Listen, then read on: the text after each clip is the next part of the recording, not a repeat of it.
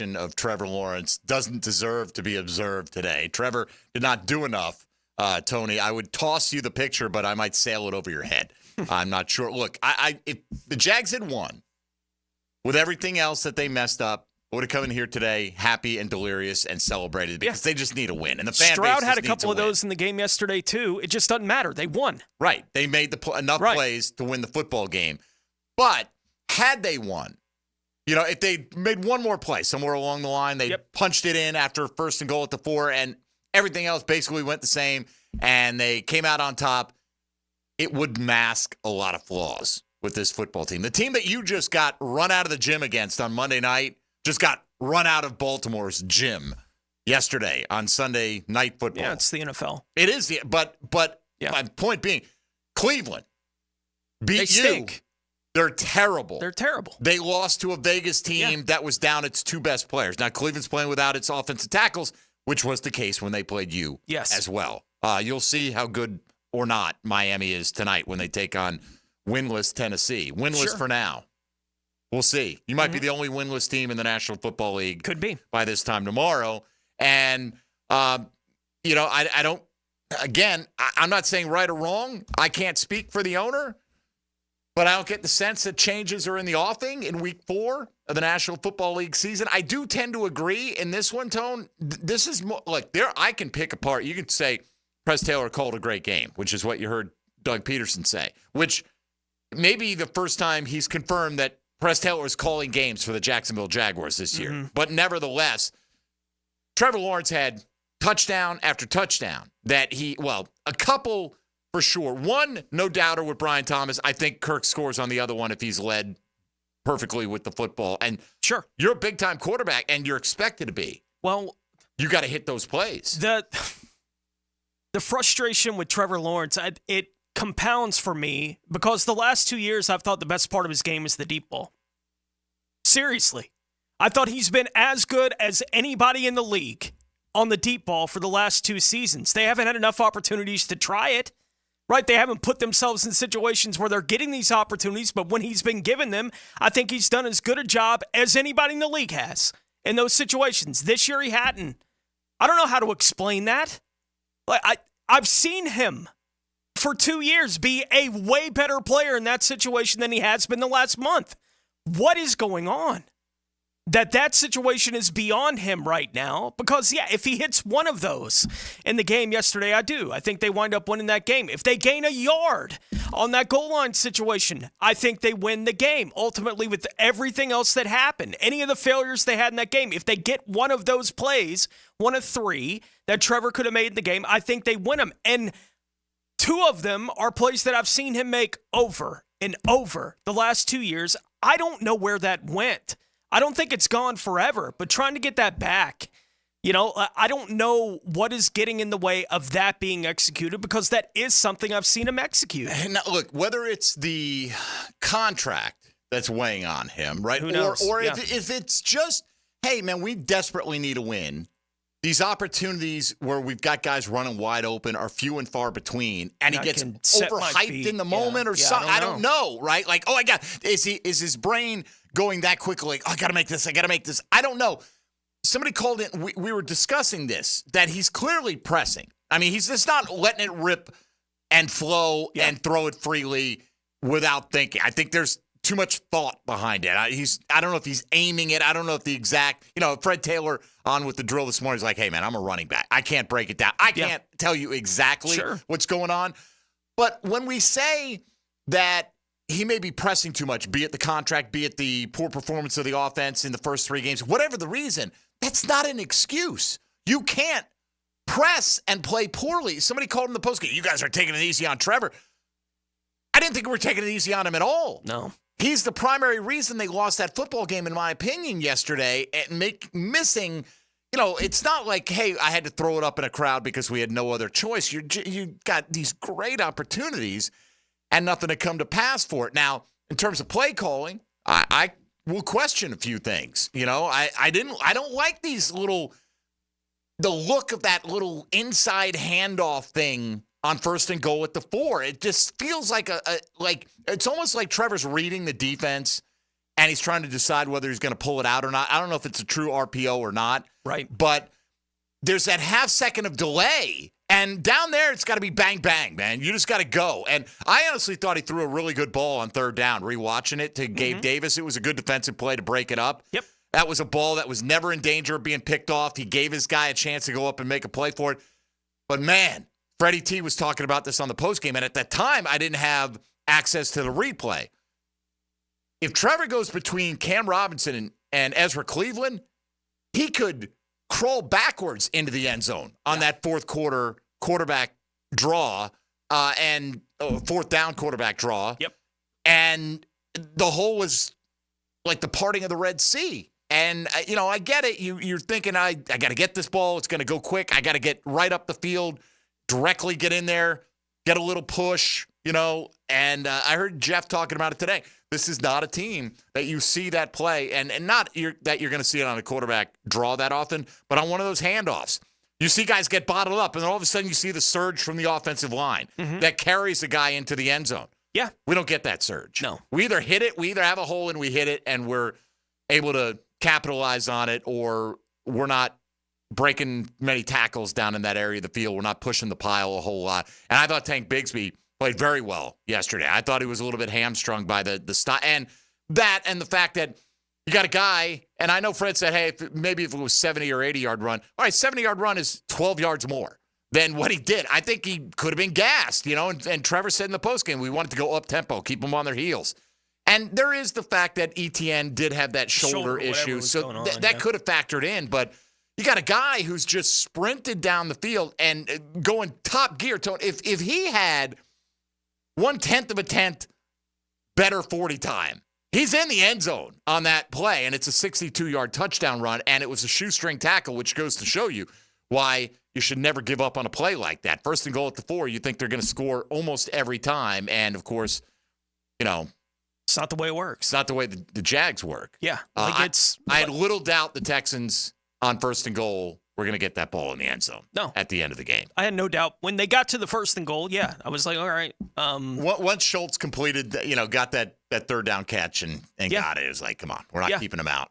And it was easy to see where he caught it. It was going to be a first down. It's like, he didn't need to break a tackle. He had a first down when he caught it, right? Like the ball got the first down for him in that situation, and that was when it was, all right, they're not winning this game. I can't see how they're going to force a field goal now in this situation. The third down play was their opportunity to force a field goal or a big decision from Houston, at least in that moment, and I think they would have likely kicked the field goal if put in that situation. Right. If it's 4th and 3, they're kicking the field goal, something like that. I think I was good with the decision to go for it on the 4th and goal, and I was good for the decision to kick the 52-yard field goal on a 4th and 1. I was okay with both decisions, and I thought the calculus of where you were in the game of both of those moments was the right calculus. It's the kind of stuff that I think we've all been asking Doug to do for a long time. Take the points when you should take the points.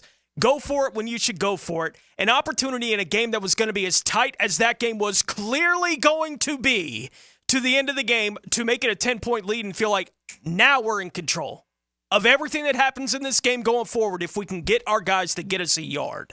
I said this on the postgame. I dislike that decision less than the actual decision to kick the field goal because 52-yarder is not a gimme now. But in today's NFL, it's becoming one. More so.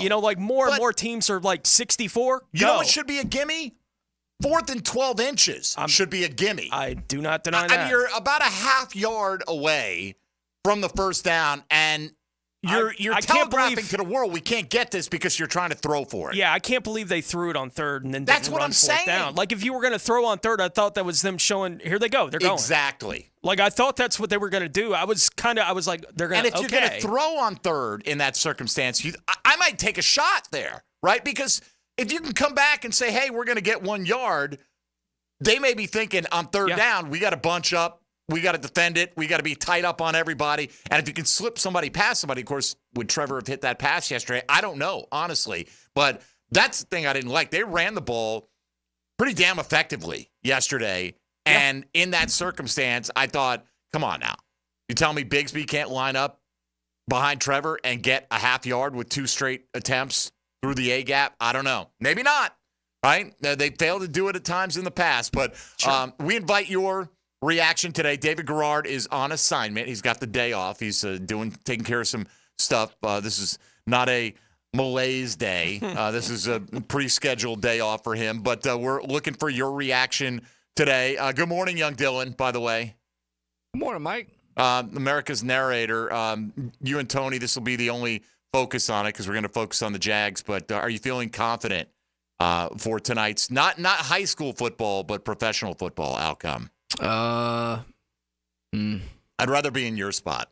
I would too. Yeah, I'll say. Tony needs like 27 out of DK Metcalf to overtake Dylan. He's done that once in the first 3 weeks, so it's possible, but it's not probable. Had a good couple weeks. He ain't playing the Jags secondary. I'd rather be in my spot. I would rather be in your spot as well. Tony, I would probably rather be in your spot as far as the high school football goes. But probably. That's my guess. I don't know. Bowles-Baldwin tonight. Big matchup, big inter-show rivalry going on. Tony and Dylan. I'm talking Tony the rest of the day. You guys going to fist fight after the show to see who gets the opening kickoff? Or? No, I'll just not look at him. I won't talk to him. That seems reasonable. And then I'll just be mad tomorrow morning. Pretend you don't know who that guy is. Yeah. This big mouth guy calling the Bowls game on 1010XL. All right, if you want to get in today, get it off your chest, whatever. Questions, comments, solutions, if you got them, would be fantastic. And I know some people's solution is blow everything up. And, you're entitled to that opinion. Yeah. Right? You're certainly entitled to that opinion. What you're not entitled to do is tweet me the same opinion 10 straight times within a minute's time. Mm-hmm. That'll get you blocked. And I don't even care what the opinion is. I may agree with the opinion, but enough. Say it once. That's enough. Yeah. Once, maybe twice for emphasis. But I got on yesterday afternoon when I got home. I had 6 straight from this guy wanting Belichick. We demand Bill Belichick. Oh, we. You and your brother? Yeah. I mean, so you speak for all of Jaguar fandom now? And after the 6th one, I wrote a reply explaining I'm blocking this guy. By the time I sent it, I had 10 of those. Who knows how many he ultimately sent, because I wasn't the only one tagged in those. So anyway, now if you want to get in today on the Garber Auto Mall phone line, 641-1010. Brian Sexton's going to join us coming up in a few minutes. We'll get his reaction to the game yesterday. Then we'll get into your phone calls for the rest of the show at 641-1010, as I mentioned, also on the text line designed by Lifetime Enclosures. Get in the YouTube virtual studio chat there if you like, and give us your commentary, or hop on social media at MD_1010XL, at 1010XL Fat Tony, or at 1010XL Denmark. I don't got nothing else, man. New one for us right there. I, in terms of answers, neither do I, Dylan, at this point in time. I can't go to the strip club if I want to go to the strip club. You do whatever you want, okay? Especially if Baldwin wins tonight. Hey, how do you celebrate, Coach? Well, all right, moving on. Let's get in. We'll talk with the former voice of the Jacksonville Jaguars. Now I work with Brian on the pre- and post-game shows, and he'll join us to give us his observations about what's going down and what is fixable, if anything, for the Jacksonville Jaguars right now. And we'll take plenty of your calls today as well at 641-1010. You're listening to Jaguars Today. Jags fall 24-20 to the Houston Texans to drop to 0-4. This is 1010XL 92.5 FM. Jaguars Today. You're at the home of the Jaguars in the Renewal by Anderson Custom Windows and Doors Studios. Proud partner of the Jacksonville Jaguars. The game where every yard counts. One player's performance stands out. That's what you want from a leader. Universal Roofing Contracting presents the Offensive Player of the Game. Touchdown, what a throw. On 1010XL. I'm here with Clayton Bromberg of Underwood. What is a gemologist? Frank, that's a good question, because gemologist is a generic title that can be used by anyone, whether they have any gemological training or not. There's also a graduate gemologist, which is somebody that's taken the gemology courses of the Gemological Institute of America and received a diploma. Then there's a certified gemologist of the American Gem Society. They've received the graduate gemologist diploma, have worked in the jewelry business for a minimum of 3 years, and are tested by examination once a year to re-win the certified gemologist title. There's one other aspect that certified gemologists have that others might or might not have, and that's the accredited gemological equipment to be able to make the right grading calls on diamonds and other gemstones. At Underwood's, we have an American Gem Society accredited gem laboratory that our certified gemologists work in, assuring you the quality and value you deserve. That's Underwood's, Florida's longest-standing member of the American Gem Society in San Marco, Avondale, the shops of Ponte Vedra, Underwood Jewelers. Googie Nation, it's Dreamfinders Danny Hicken here to tell you this is no dream. The folks at Dreamfinders Homes right now have an unbeatable interest rate for you. You may not think you can afford a Dreamfinders home. Well, think again. Take advantage of a 2.99% year one rate. I said it, 2.99%. 15 Jacksonville communities to choose from. Find that dream house and take advantage of an unbeatable rate. Move now, literally. Dreamfinders Homes, the official home builder of the Jacksonville Jaguars. Joe C. for Hard Rock Bet, and we're knee-deep in football season. If you haven't tried Hard Rock Bet yet, it's time. And if you don't win your first bet, you get up to $100 back for a second chance, paid as a bonus bet. HardRock.bet has it all, everything in the game. Bet on TDs, passing yards, total points, who wins, and so much more. College football, too, with big-time conference play heating up. It's all at HardRock.bet. Offered by the Seminole Tribe of Florida. Must be 21 plus and physically present in Florida to wager. Terms and conditions apply. Concerned about gambling? Call 1-888-ADMIT-IT. Jaguars Today Monday is built by Dreamfinders Homes. Official home builder of the Jacksonville Jaguars. Hello, I'm Jerry Holland, Duval County Supervisor of Elections. Are you ready for the presidential election? The clock is ticking. In Florida, you must register to vote 29 days before an election, which is Monday, October 7th. Please check your voter information before voting. If you've moved, visit us at northfloridavotes.com and update your address. Remember also, avoid the long lines on Election Day and vote early. Check your sample ballot for the nearest location. We'll see you at the polls. Injured in an accident? Have mounting medical bills? Can't work? Don't worry. Zach's got your back. I'm Zach Von Rowan of Von Rowan Law. I will fight for the compensation that you deserve. Set up your free consultation at zachsgotyourback.com. When you need a plumber, call Duck Duck Rooter. When you need your septic tank pumped out, call Duck Duck Rooter. When you need any septic or plumbing issue fixed right the first time, call Duck Duck Rooter. Duck Duck Rooter Plumbing and Septic Services. DuckDuckRooter.com. Get the latest on the Gators from one of the greatest Gators. Touchdown, Gators! Chris Doring joins Dan and Jeff on the Drill Tuesday morning on 1010XL. Go Gators! Brought to you by the personal injury attorneys of Farah and Farah. Homeowners, listen up. The Fed is taking action, lowering rates for the first time in years, and Loan Pronto has followed suit, lowering mortgage rates big time. Prosser here. That means this is the best chance in 2 years to do a cash-out refi and unlock all that equity at an amazing rate.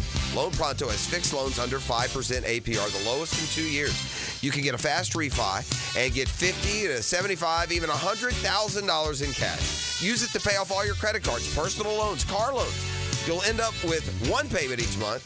And for most homeowners, they save over $850 every month. If you want to keep your original mortgage intact, ask about the Loan Pronto Express Equity Line of Credit. If you act now, you can even skip your next 2 house payments. So call now. Get your rate quote in minutes with no hard credit pull and no upfront fees like those other guys. 999-1508 or loanpronto.com. Equal housing lender, NMLS 1661781. 1010XL is presented by Farah and Farah, exclusive injury law firm of the Jacksonville Jaguars. Protecting you and your family. Call 396-5555. Jacksonville. Jaguars Today on 1010XL. All right, we are efforting Mr. Sexton. We'll try to get him along here, get some thoughts from him coming up in a few minutes. But I know you, all the listening audience, the Jaguar fandom, have plenty of your own out there. We're just scratching the surface, trying to, look, again, you're asking me what happened yesterday. Trevor Lawrence let this team down. It was the number one issue on the list. I have, failure to score from the 4-yard line is pretty pathetic. I don't know if I put that on play calling, execution, or what, Tony. It's all of it. Combination. Yeah. Right? But this team, it's becoming a problem. I mean, red zone's been a problem for this team. But getting down there and getting first and goal and not being able to get anything out of it without turning it over. Jags won the turnover battle yesterday. Mm-hmm. Houston had twice as many penalties for more than double the penalty yardage of Jacksonville. They tried to give it to you. Yeah. And you just wouldn't snatch it from their hands. Yeah. It's a game Jacksonville could have won by 2 touchdowns. They didn't. Easily. Yeah. Now, Houston today would have been talking about how can C.J. Stroud miss that throw? Sure. You Which know? one, the one to Nico in the back of the end zone? Yeah. It's not like the plays aren't there to be made for both sides every Sunday, and the team that makes a little bit more of that comes out with a win. When it's a one-score game, that's how the NFL works. For whatever reason, Trevor Lawrence, who, as I said at the top of the show, he was good in those situations the last 2 years. I don't know where that went on the deep. I just don't know where that went, but you can't stop trying it. It's how you get it turned around. It's Trevor hits those plays. You got to make those plays. You don't stop throwing them. There's not some big mystery to this. He's been good at that in the past. I don't know why he's not good at it right now, but I've seen him succeed doing it. They have to get him successful doing it again for anything to turn around for this football team. All right, let's jump in and see what your reaction is at 641-1010 on the Garber Auto Mall phone lines. That's basically your Chat and Sandy real estate question of the day. Every Monday, what is your reaction to the latest Jaguar outcome today?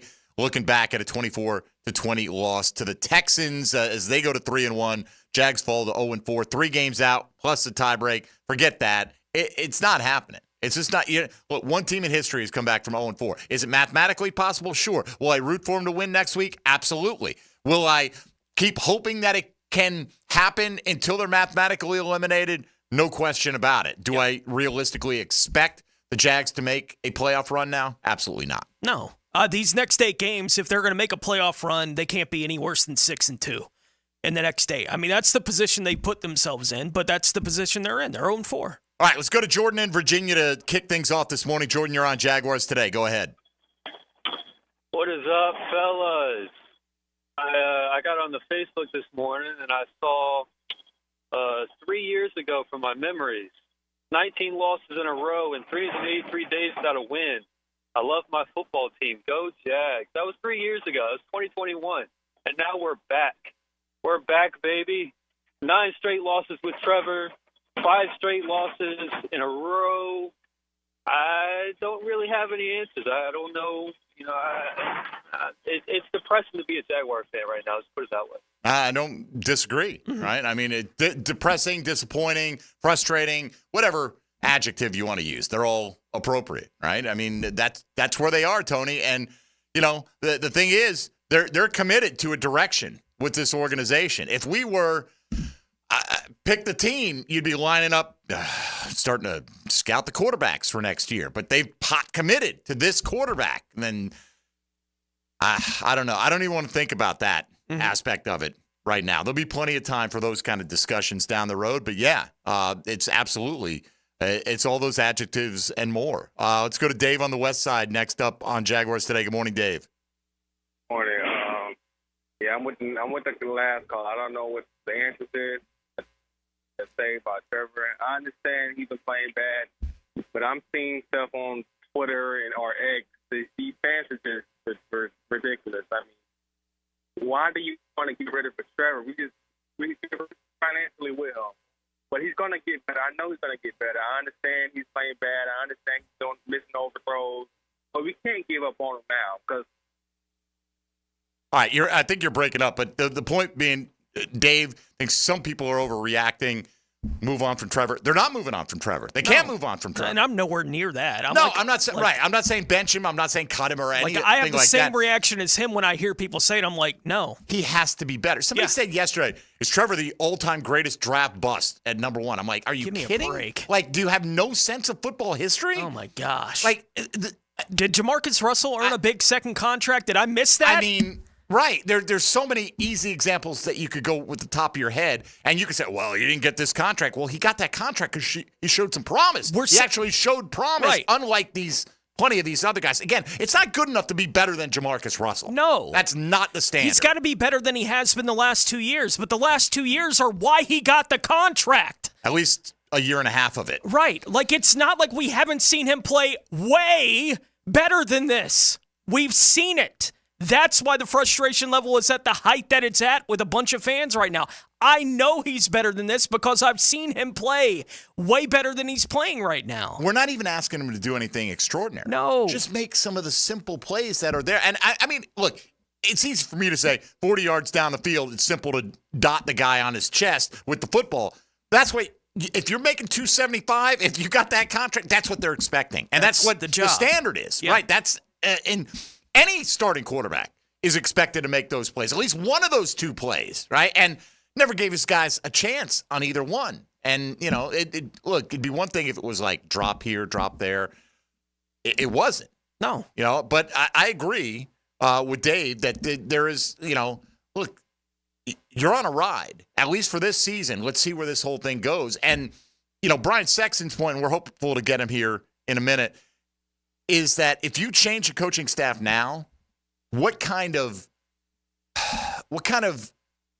base and consistency, I don't want to put words in Brian's mouth, but in terms of developing here, you're just going to throw away a year, right? Imagine if Mike McCoy were to take over as interim. By the way, does Mike McCoy deserve it? He's a quarterback's coach. Is the quarterback playing well? Right. You know what I mean? Like, you don't have a lot of other answers. You don't have a lot of ways you can go with this. And does it occasionally happen where you have a guy on a staff like Joe Brady up in Buffalo that is ready to go and this is not working, and Joe Brady fundamentally changed the run-pass balance with the Buffalo Bills last year and it was successful? Sure. But for every one of those, I think you're kind of rearranging papers a little bit here and hoping to get through the season and satisfying fans' bloodlust. And I'm not saying it's not understandable that you want change. Yeah. But what are the odds that change is actually going to have a positive effect on this team? Mm-hmm.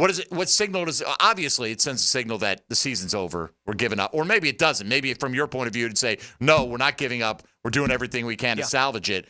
But in that locker room, they've heard one message all offseason. They've had one offense that – you install an offense for months. To think that we're going to get somebody in here and change things to a significant degree on the fly, I just don't think is very realistic. Again, I'm not saying you don't ever reach a point where you don't fire a coach in season. But I don't know how, if you're looking for anything more than trying to show there's got to be accountability, we're clearing this guy out, it's late in the year, we're going to get a head start on our next search, whatever. Week 5, it's over. Yeah. And it may be over anyway. Yeah, right? It might and be. From some fans' point of view, it's like, I don't care. And I get it. You're entitled to that point of view. I just, again, don't know if it will have the practical effect that you're looking for. Probably not. But I can understand it from the perspective of if you are of the opinion that Doug Peterson and Press Taylor are doing nothing to help Trevor Lawrence develop right now. Like, if you are convinced that that's where the team is right now, then I think the argument's for do it now, get it over with. But do you think it's Doug and Press that are making him overthrow these guys? I don't know. My guess is no. Right, but I don't know what the issue is. I know this hasn't been the problem for Trevor Lawrence. I don't know why it's a problem right now. I don't know if it's just yips that he's dealing with for whatever myriad of reasons that could be happening with Trevor Lawrence, but he's been so much better in these situations in the first 3 years that he's been here. I don't know why it is such a big issue for everything right now. And I'm not saying that getting rid of Doug and Press wouldn't do something to help. I don't know that that's not the solution. I'm not convinced that's not the solution. And as we've said since this whole slide started, I think in the end, we know what the outcome's going to be. They're going to be gone. Yeah. Doug and Press are going to be gone. It does feel like I've already read the final chapter of this book, and it's with them not being here. And so for fans if you're convinced that those guys are getting in the way of Trevor Lawrence developing to his fullest right now, I can understand the argument for doing it right now. Now, I don't know what answer you could bring in that could actually push Trevor forward. I don't have any clue what the answer to that would be in week 5 of an NFL season where you'd be bringing in someone. You'd either be promoting a quarterback's coach where it's not working really well right now or bringing in someone that hadn't been working in the NFL for the last month. Those are your choices. Yep. To try to get this thing turned around. They're not a whole lot of good choices on the table. All right, let's get Larry on the north side before the break. Larry, you're on Jaguars Today. Go ahead. Man, I'm so disappointed, man. Year after year, I be getting so up. I be getting so fired up for the Jaguars. I mean, it's like, last year, they had a decent coordinator. They got rid of him, and Doug did worse than that. I lived in Philly. I was rooting for him, man, but he's trash, man. He making Trevor look trash. I'm so upset with these Jaguars. Please put us paying all this money as a citizen of this city, as a a tax-paying homeowner, and they put this out there for us to look at. Come on, Jaguars, get it together. I'll fire all of the bums. Thank you, Larry. Appreciate it. I don't think he's, and I'm not going to go into Mike Caldwell's, job capabilities. I think that's the smaller point in the whole thing when he's talking about he had a good coordinator last year. I think the larger point is I get it. You're frustrated. You invest. Forget you invest your emotional capital every week. You invest your time. You invest your mental capacity. You invest your heart in all these things. And I get it. But it's also a reminder that nothing's guaranteed to you, and I wish it were different. Trust me, I want the Jags to win, not for the Jags. I want the Jags to win for the fans. Yep. They're the ones. They're the ones who will look. Anybody who wins a championship is going to cherish it forever. But what that can do for a city, what that can do for a fan base, is amazing. You see it time and again. We seem like we're a long way off from that kind of outcome. All right, 641-1010. We'll continue to take your reactions to the Jags 24-20 loss to the Houston Texans yesterday. You're listening to Jaguars Today. Keep it right here on 1010XL and 92.5 FM. Hey, folks, Mike Dempsey here for Awaken 180 Weight Loss. You want a team that gets you to the finish line as promised every single time, that can punch it in from short yardage? That's Awaken 180. They can get the job done. You're going to eat to lose weight. That's right. You heard me. Eat to lose weight. A little counterintuitive. Well, Awaken 180 has a system that has been proven over time with an over 98% satisfaction rating from over 21,000 customers. That's a lot of pounds lost in that time. I needed to drop about another 25, 26 to get to my goal weight. Awaken 180 helped me get there in just about a month's time. They've done it with Matt Hayes. They've done it with Hacker. They've done it with everyone that I personally know who has signed up for Awaken 180. They've all had tremendous results. Eating to lose weight. It's not a bunch of medications. It's not some crazy, unrealistic workout regime that you're not going to be able to maintain. And once you hit your goal weight, it's free support and coaching for life. How do you get involved? 844-346-1800. Whether it's 20, 50, 100 or more pounds you need to lose, schedule a free consultation online at awaken180weightloss.com. Jaguars Today. From the Renewal by Anderson Custom Windows and Doors Studios of 1010XL. At Honda, we appreciate all the comparisons to other vehicles. And no matter how many times they compare their vehicles to a Honda, only a Honda is a Honda. Remember, value, quality, safety, there is no substitute. Visit your local Honda dealer now and experience the difference. Want to be up close and personal with the Jaguars as they take the field? Here's your chance to be in the shadows, outside the Jaguars locker room, now called the Vault. Enter today at everbank.com/shadows. One winner and a guest for every home game at Everbank Stadium. No purchase necessary to enter or win. Open to legal residents of the United States and D.C. 18 and older. Entry periods for the Shadow Sweepstakes promotion from 8/19/24 to 12/15/24. For official rules and complete details, visit everbank.com/shadows. Sponsored administrator, Everbank N.A. member FDIC. Pickett here for Bout 9 Associates, where you'll find Jacksonville's most esteemed eye doctors at each of their locations. After being selected for one of the most competitive ophthalmology fellowships in the world, Dr. Frank Bowden is frequently called upon for his expert opinion. He is currently one of the few cornea and external disease specialists in the area and the founder of Bout 9. Visit Bout 9 Associates today and experience the difference. Bout 9 Associates, keeping the First Coast focused. Dreamfinders Homes Monday on Jaguars Today. Salvatore's famous pizza now in Jacksonville, Tapestry Park off Southside Boulevard. In honor of our favorite player, number 16, Salvatore's large pizza with lots of mozzarella and one topping, only $16. Coupon at salvatores.com. Dine in, pick up, and delivery. $16 for a large Salvatore's pizza with lots of mozzarella and one topping. Coupon at salvatores.com. Tax and delivery extra. Hey folks, this is Dave Benyon with my son Ammon here from Zerorez. Ammon, you've been cleaning air ducts for a while now. What are some of the reasons customers might consider getting their air ducts cleaned? There are many reasons. Many times, people suffer needlessly from poor indoor air quality produced by the conditions in their air system. Construction dust, the presence of bacterial growth, and years' worth of buildup all come together to make your air ducts a pretty gross place. If you suffer from allergies, have recently moved, recently remodeled, or have never had your air ducts cleaned, then now is the best time to call. By calling Zerorez, you'll you'll have the peace of mind of knowing that you called the best of the best. Our state-of-the-art truck mount system and top-of-the-line service representatives simply can't be found anywhere else. Google Zerorez and read thousands of 5-star reviews. So what kind of deals can I expect? Just mention that you heard us on the radio, and we'll give you $100 off your air duct cleaning. Wow, that sounds like a pretty great deal. Remember, folks, Zerorez, spelled forward or backwards, it's the right way to clean. Zerorez.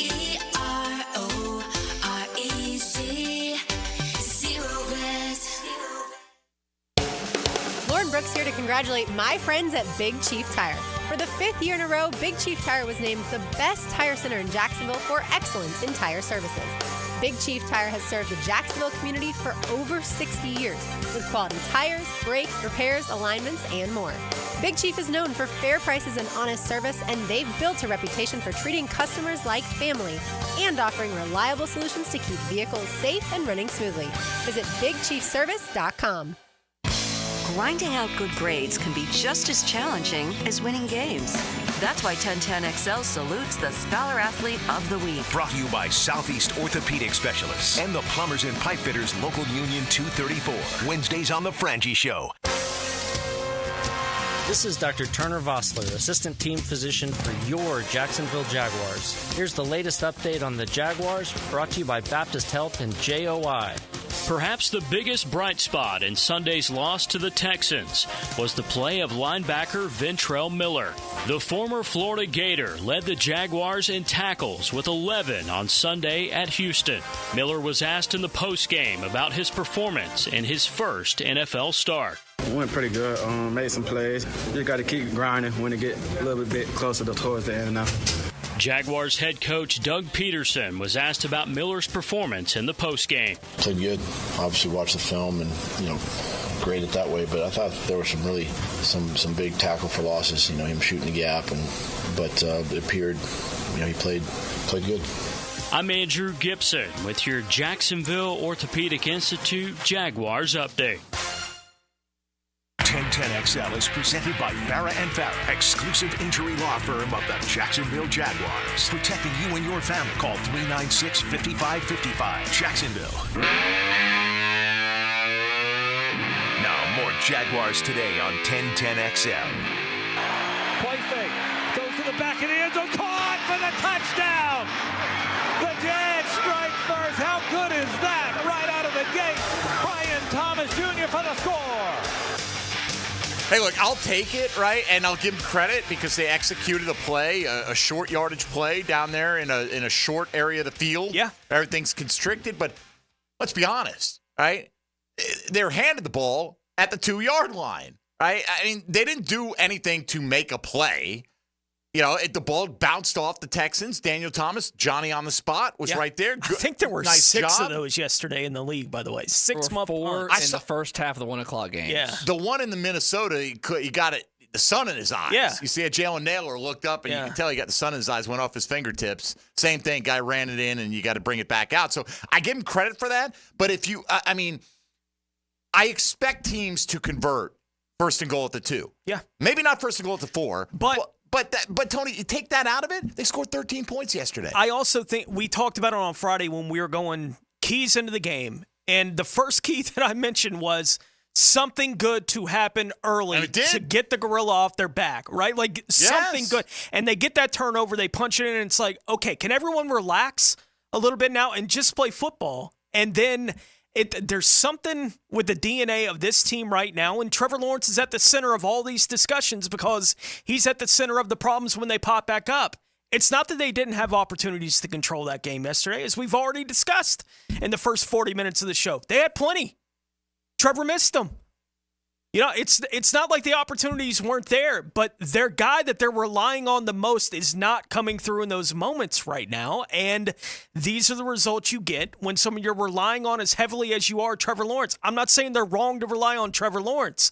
He's been able to carry it for the last 2 years. He's been able to carry it. I don't know why right now it's too much for it to be handled with everything else that's going on with this football team, but that's got to change. That's got to change this week, or they're going to just have what we've seen the first 4 weeks is what we're going to see for 17. And they'll win a handful of games along the way because it's the NFL and you'll win a handful of games along the way. But it won't be because the team's any better this week than it was last week. It's because less went wrong. And it feels like they put themselves in that position. Or you're playing against a team that is they did a whole lot to more your wrong. previous competition. Yeah. They make mistakes. Let's all pray for the quick healing powers of Anthony Richardson and his hip pointer. Because Flacco's going to light this team up again. Is he not? I mean, seriously. Yes or yes? I mean, yes. Well, I'll go with yes on that one. Yeah, it's not like the Jags are in position right now with or without Josh Hines-Allen to affect an opponent's pocket. Josh is the only one that can. Like, he's the only one that's capable on the roster right now, because that's a problem we all thought they'd have going into the year. That they can get no pressure on a quarterback, and that if they do, it's going to be the one guy. I thought it might have been one of the strengths of the team. You got the top 2 returning teammates in terms of sack total last year. You added where we got all this depth, this exciting depth. Eric Armstead has, outside of that sack against Miami, has been a non-entity. I was really excited about Trayvon Walker going into this year. He's killed all my enthusiasm for that.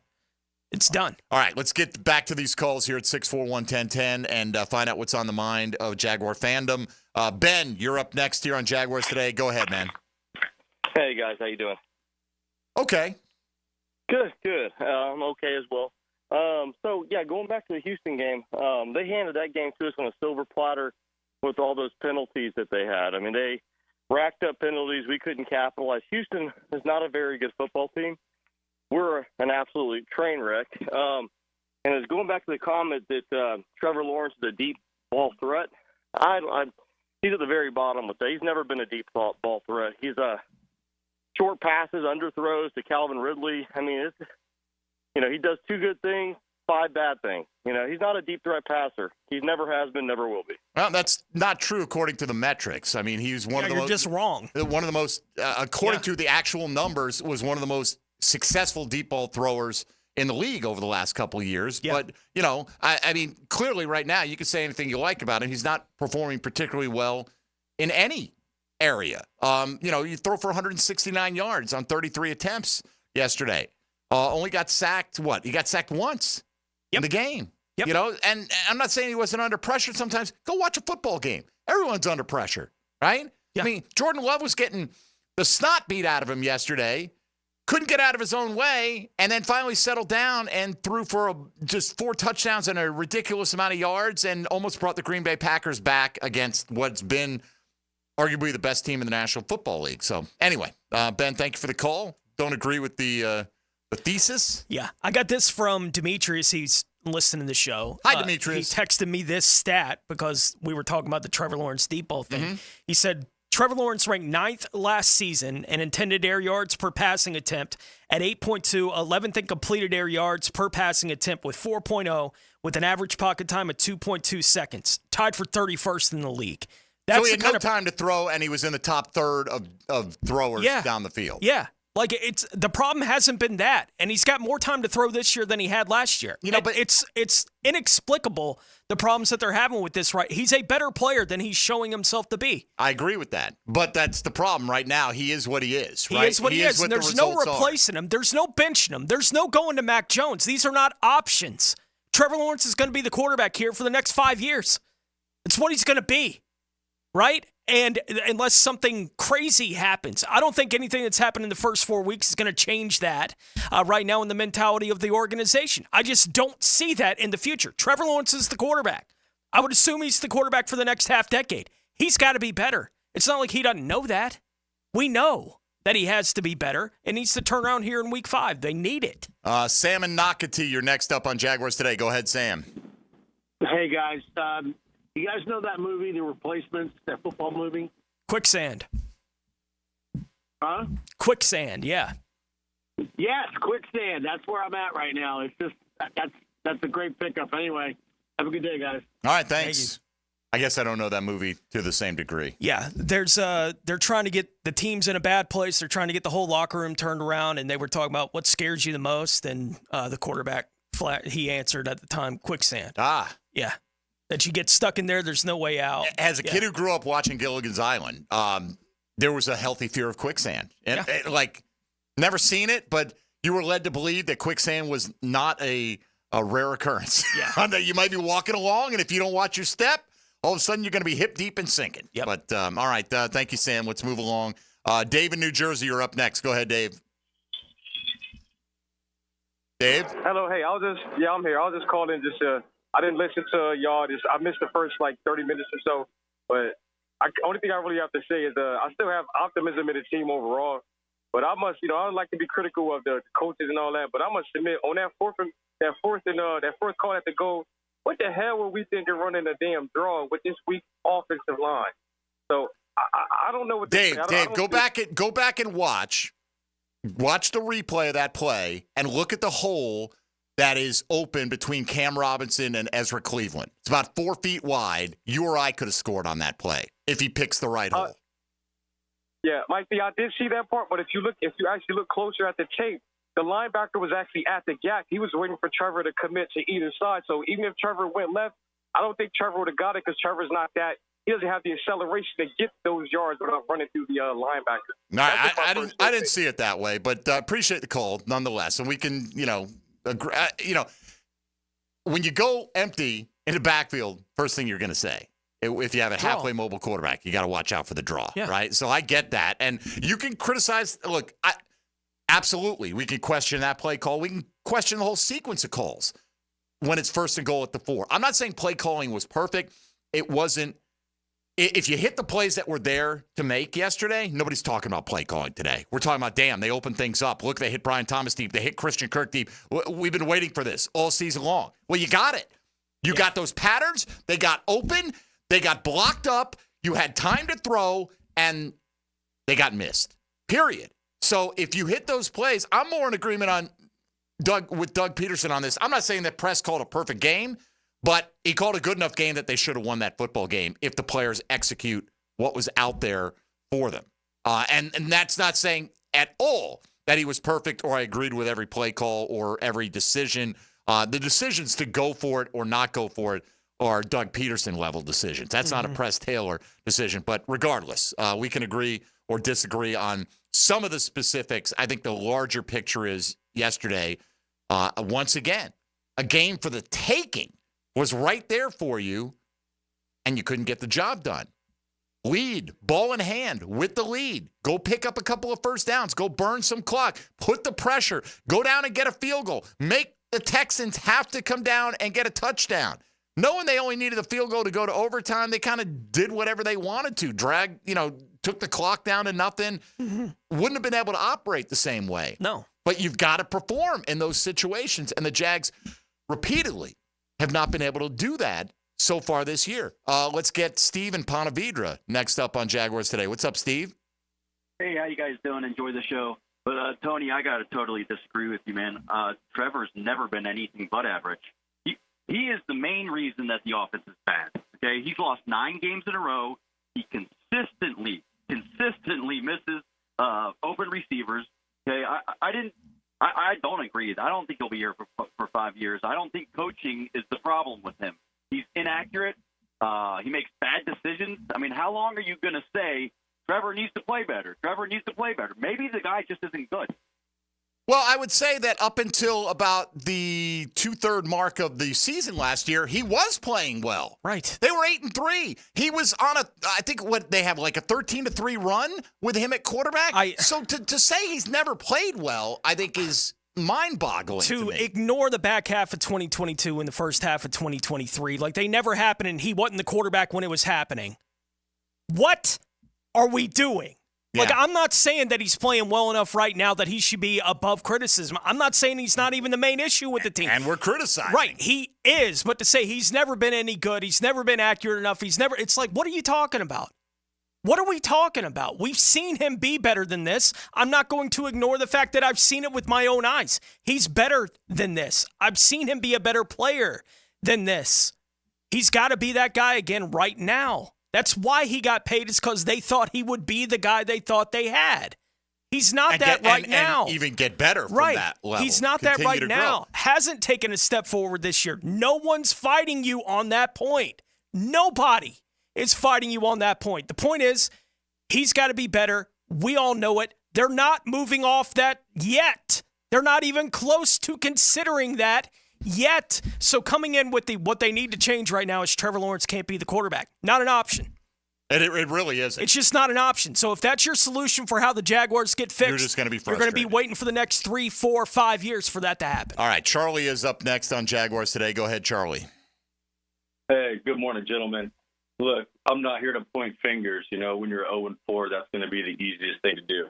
Look, Trevor's our future quarterback. He's our franchise quarterback. Like you said it, we're not moving off of him. So let's ride with it. You know, you don't like him, don't watch him.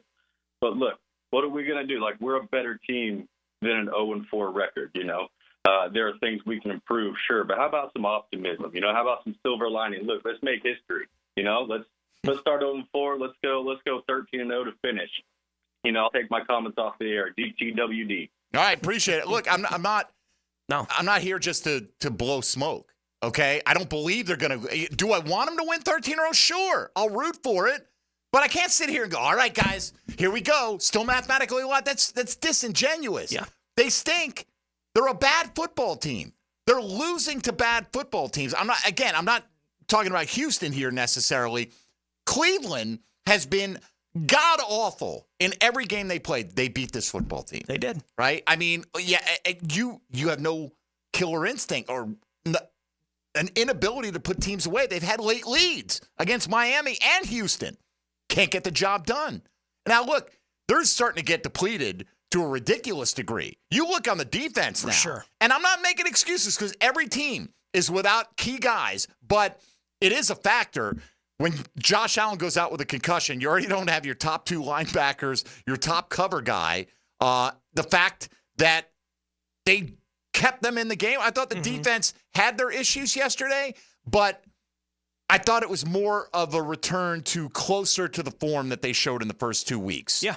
To where it's not perfect, but they're doing a decent job keeping points off the board. Well enough to win. Well enough to keep you in the game. Yeah. They expect you to make some plays. We're going to make some plays. And by the way, they're not making enough plays either because they're not turnover. forcing turnovers, right? They got one gifted to them, but they've yet to actually force a turnover on this season. All right, we got to take a break halfway home. You know the ways to get in, 641-1010 on the Garber Auto Mall phone lines. A reaction Monday. Jags lose it 24-20. And understandably, the fan base not happy. This is Jaguars Today on 1010XL, 92.5 FM. Jaguars Today for the Renewal by Anderson Custom Windows and Doors Studios.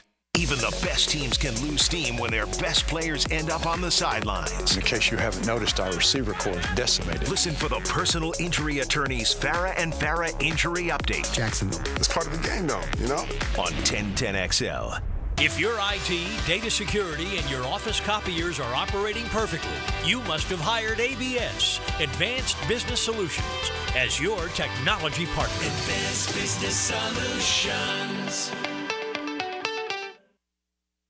Now, the Randy Marion Cadillac Drive of the Game. Randy Marion Cadillac of Jacksonville. Drive to the game in luxury with Randy Marion Cadillac of Jacksonville. Jacksonville needed a drive that would give them life while in enemy territory, and the Golden One would lead the way in the team's mission to take back the reins of the ball game. Thanks to a 7-play sequence capped off by a Christian Kirk touchdown, the Teal and Black would regain the lead with 6:16 left in the third. The 74-yard drive is your Randy Marion Cadillac Drive of the Game. Hey, John, my dad, Randy Marion's gone absolute Cadillac crazy. You won't believe our Escalade lineup. Well, how crazy we talking, Jennifer? Buckle up, folks. We've got over 35 Cadillac Escalades. 35 Escalades? That's luxury overload. I'm talking fully loaded models, cutting-edge tech, and that signature Cadillac style. And the deals are even more luxurious. $4,000 Escalade loyalty rebate. Plus 5% off MSRP on retired courtesy vehicles. Head to Randy Marion Cadillac on Southside Boulevard, Jacksonville. Plus tax tag title $899 MNP and resistol. Tell them Jennifer sent ya.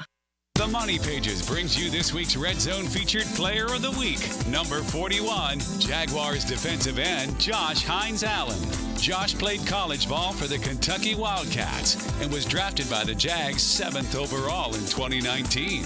Make sure to pick up this week's Jags game program with a commemorative ticket of Josh Hines-Allen inside. Download the Money Pages app for weekly specials. Money Pages, official sponsor of your Jacksonville Jaguars. Jaguars Today. You're settled into a Dream Finders Homes Monday. Duck Duck Rooter provides plumbing, septic, and air conditioning services across the First Coast. We have the ability to travel straight to you when you need it most. We have our community covered. Duck Duck Rooter technicians are your neighbors, friends, and family. We know you best. Understand what sets us apart from the rest. When you're stuck, call the Duck. 904-862-6769 or visit duckduckrooter.com. Hey, Hicken here. Are you tired of having your carpets professionally cleaned only to have them looking dingy again? Zerorez can help. I'll tell you what, they have the technology. Zerorez uses its patented ZR water that cleans beautifully without using any soaps, detergents, or shampoos. That means zero residue left behind. And guess what? Zerorez falling back in time for September. 3 rooms of carpet clean for only $129, and we'll clean a 4th room for free. That's right. The 4th room is on me. Zerorez, man. Spell it forward. Zerorez, spell it backwards. It's the right way to clean. The flagship station of the Jacksonville Jaguars. WJXL AM Jacksonville Beach. WJXL FM Jacksonville Beach. Hi, I'm Mac with Baker Glass. If you've got fogged up windows, let me help. We'll replace them with clear, insulated units that brighten up your home. People say we're fast, friendly, and reliable. Just check out our Google reviews. Call me today. Baker Glass. No one treats you better. Daly's Dash is not only your Jaguars game day stop, but a great place to grab a meal any day of the week. To honor the Jags and the fans, we've crafted the Duval Sub. The Duval comes with freshly sliced turkey ham, melted cheddar and habanero jack cheese, topped with crisp lettuce, fresh tomatoes, and a double portion of our secret sauce, all served on a fresh roll. Come by your local's Daly's Dash today to get your delicious Duval Sub. Daly's is the official convenience store sponsor of the Jacksonville Jaguars. Jacksonville contractors and business owners. Do you need chain link fence, commercial steel, or rolling doors? Frank Frangie here. Coyle & Sons has been in business in Jacksonville since 1927. They've earned the reputation of quality and specialized skill. Coyle & Sons are the ones trusted in Jacksonville by the top contractors, and they can stand on their reputation when you need almost 100 years of commercial contractor experience. So contact Coyle & Sons today. That's 904-356-4821 or visit them at coiljacks.com. Here's your Southeast Orthopedic Specialist local sports update. FSU head coach Mike Norvell pulled quarterback DJ Uiagalelei as a result of a hand injury. However, the coach was thinking in that direction anyway. I was going to make a change anyway to give Brock an opportunity. It's really easy to point to a quarterback. We all got to get better. During the game against Alabama, Georgia head coach Kirby Smart's message to his defense was direct. Get stops. We got to get stops play by play. We got to do a better job. We got to settle down. We got to communicate well. As Florida prepares for the upcoming basketball season, there's much expected from grad transfer guard Elijah Martin. He left FAU for Florida. Martin brings a physical football mindset to the basketball court. He was a former Allstate dual threat quarterback. At your Southeast Orthopedic Specialist local sports update, I'm Sam Nelson. At 10:57, it's 83 degrees. Time and center brought to you by Bueller Air and Plumbing. Stay cooler, Bueller. 1010XL is presented by Farah and Farah, exclusive injury law firm of the Jacksonville Jaguars. Protecting you and your family. Call 396-5555. Jacksonville. Hey, yeah, I wanna shoot. Everything you need to know about the Jags. Jaguars Today on 1010XL. Searching for answers, none of them. Nothing easy. There are a lot of answers. Yeah. Don't know if any one of them is right. And I'm not saying anyone out there who has an opinion different than mine can't be right about it. I mean, look, we get it. It's frustrating. There will be change, ultimately, for this football team. Don't you agree to, even if they go if they rally and go 9-8 now, and they go 9-4, maybe that saves you, right? You have a winning record, and if they're the team didn't quit on you. In or on the edge of the playoffs, then there's the chance that they keep it the way it is, but that's what it would take. I don't see him winning even 7 games, though, rest of the way. No. So, if you're 6-11, and Shad Khan has said that this is the best roster ever. Now you see the 90s Jags on social media. They're starting to come knives out on this whole situation, many of them discussing just how badly they would beat the snot out of this current Jaguar team. And I don't think they're necessarily wrong. We thought it was an odd statement at the time, but that's what the owner said. Time for winnings now. No more excuses. So, look, change will come eventually. It may not come fast enough for everybody here, and I understand that as well. But when it comes, it needs to be sweeping, right? Can we all agree on that? I would hope so. As I was discussing with somebody yesterday, they made the point that I think if Shad cleans house, it'll include Trent Balkins. Are you 100% sure about that? Well, think about it. Shad thinks it's the best roster ever. Who's the most likely person to have told him that? The guy who put it together? I would guess so. I mean, as soon as I heard, I'm like, that is such a common sense way of looking at it. And yet, why have I failed to do that? I have a lack of common sense, perhaps. But in all seriousness, could you not see, hey, I put this roster together. It's on them now, right? I mean, like you can see any GM kind of saying that to kind of preserve their little sphere of influence. Right. And look, I wasn't ever willing to go on the ledge of this is the best they've ever put in the building. I thought it was the best they put in the building since Shad Khan got here. I was there, right? Like I did. I think it was in there. the conversation. Right. Like I did think that they were on that kind of level, that the window for them to win is now, that it's open, that it's time to go, that whatever that was in the back half of last season, that has to be done. You have to be better than that. That can't repeat itself going into 2024. Well, 4 weeks in, none of those thoughts, opinions, confidences matter. They're 0-4, and mostly because they can't get out of their own way. And a lot of that circles Trevor Lawrence. It just does. Through the first month of this season, he's got to be way better than he's been. And way better means hit one of those plays. Just do some of the basic stuff. Right. And we're not asking you, Trevor's not the guy, he's never been the guy who's going to throw for 380 every week, right? No. He just isn't. Hasn't been anyway. But, man, you hit those two plays right there, Tone. They win easy. You're going to add 100 yards to your passing total, and you're going to have a couple of touchdowns, and this is a laugher. But obviously they didn't. Then he would have thrown for close to 304 touchdowns. All right, let's go down to New Smyrna Beach. Alex is down there. That's where Raheem Mostert's from, by the way, New Smyrna. What's up, Alex? Hey, how you doing? So just want to highlight that I don't think I agree with you guys. I don't think Trevor's a problem. I do know Mike McCoy's the quarterback's coach, and while the game was going on, I did hear even the commentators said something about this, that whenever he's in the pocket, he actually has time to climb the pocket and step up. But instead, what he chooses to do is do that unorthodox spin that always seems to get him in trouble.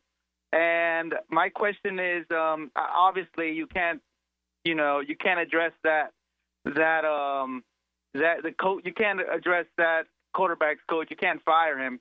But my thing is that I feel like with the right quarterback's coach, or even if Doug does take over the play calling duties, he just has to sit down with him, ease him, and just tell him to relax. I feel like he's rushing everything. Most of the times, he's not even going through all the progressions. He's going through his first progression. If it's not there, then he starts to do that unorthodox spin, and it always seems to get him in trouble. Shad Khan, a lot of people say sell the team, do this, or the defensive coordinator, fire the defensive coordinator. Shad Khan has done a great job. He opened up the checkbook. You know, he invested in players that he thought, we're gonna, All right, Alex, let me jump in because we got to get to a lot more people than this. Shad Khan gave resources to the people. Like, Shad didn't say, go get this guy, go get that guy. No. You know, that's they another said, point. we want to go get this guy. He said, go. Look, when you say, I'm not going to put this on Trevor, you're putting on Mike. You think Mike McCoy's not telling his quarterback to climb the pocket? No. By the way, the throw to Brian Thomas, he didn't have to go anywhere. No. He's just missing throws. And I agree with this damn slow motion, I'm going to do a 360 and spin out of there. He's not nimble-footed like Lamar Jackson. He's more mobile than Joe Flacco, but he's not that guy. I mean, I'm not saying you never roll the pocket, Tony, but some of those, I tend to agree with Alex. Some of those spin moves just seem like they're telegraphed and they're slow developing, and somebody's always catching him by the ankle. I think it's a combination of things. I think the last 2 years he's had to spin out of the pocket to create any kind of time to do anything. Right, like if he hits, we were talking about the stat with the 2.2 seconds, right, getting the ball out of his hands. I think the last 2 years, if he didn't get the ball out before that 2.2 seconds, he's got to go.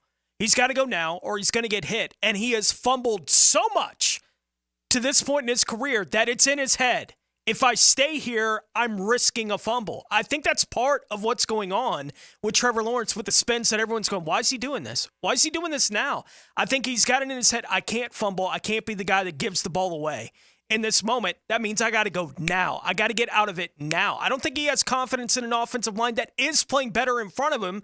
I don't know how you fix that except to tell him, if you get hit and you fumble, fine. You go back and you look at the tape and you say, look, here's an opportunity. If you had stepped up or if you had stayed in the pocket and not abandoned it as quickly, again, 100%, but it's in his head. It's clearly in his head, and it's why it's happening. Okay, but, it doesn't make it right. It doesn't have to be that way. Yeah, it doesn't make it right. He can feel the pressure coming in, and he can step into the pocket. That's still an option if he's opting for this spin out every time he tries it. I'm with you that it's still an option, but it hasn't been an option for him for the last 2 years. Well, it's an option now, and I wish he would take it. The bigger issue yesterday. The issue was he had a clean pocket and couldn't deliver throws 100%. at times. That was, and again, just looking at yesterday's game, I'm not saying that this other stuff hasn't been an issue along the way, but was Mike McCoy an effective quarterback's coach when Trevor went 13-3 in a 16-game stretch? Effective enough. I don't think it's a Mike McCoy issue. I don't, Trevor's got to be better. We all know. I do feel like this one was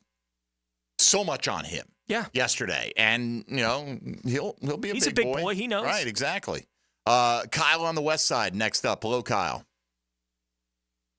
Hey, on the fourth down series where they didn't score. I understand maybe they're trying to catch him with a quick hitter after a big play and not subbing and not allowing them to sub as well. But why don't we change out the running back or run a different play? Why are we giving the ball to a guy that just ran 50, 60 yards? It doesn't make any sense to me. Yeah, look, we brought it up already. And could it be that they didn't want to use Etienne in that kind of short yardage situation? Because he did have something going on with his shoulder. Yeah. There's definitely – I don't know the answer to that. But maybe you put Dearness Johnson in there for a rep. Or maybe you throw it on first down. And they did. Trevor said in the postgame, they did try to get up there, play tempo. We got them on their heels. Let's bang it in here before they know what hit them.